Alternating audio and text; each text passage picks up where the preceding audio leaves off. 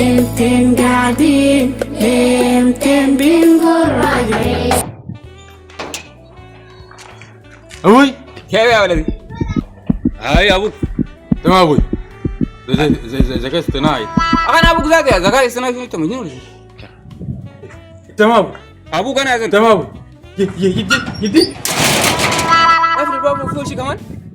أجينا ده كبر وبرقة ما هاوي ولا بحاصل شنو؟ أبشر بالحيل. أبشر شنو هاوي؟ وأنت شايلته مالك يا ولد؟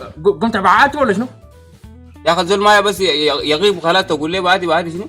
زيد يا جدي ده ما بعد. ده ذكاء اصطناعي.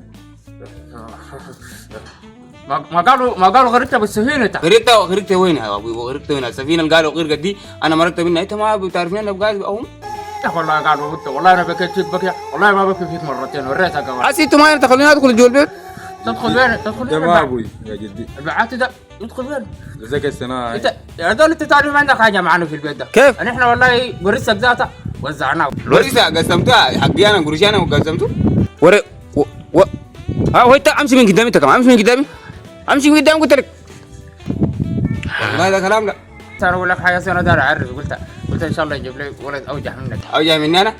لكن عنده قروش زي أنا؟ ما بعاد هو يعني قال احنا شوف نحن ما عندنا من ما قمنا ما عندنا دول بموت مرتين. لا يا مدي هذا الراك ده أوي. في ناس كتار ماتوا قاموا ما جاب خبر أنت. الحاجه دي اليومين دي بقت عاديه. عادي هاي. يعني أنا أسي مشيت البتاع دي غرقت أنا مرقت منها خلاص كده متى؟ ابشر شوف انا ابي ابشر ليه يا معرسي يا جالس جنيت تشيل مني الورثه. تعال الورثة دي. لا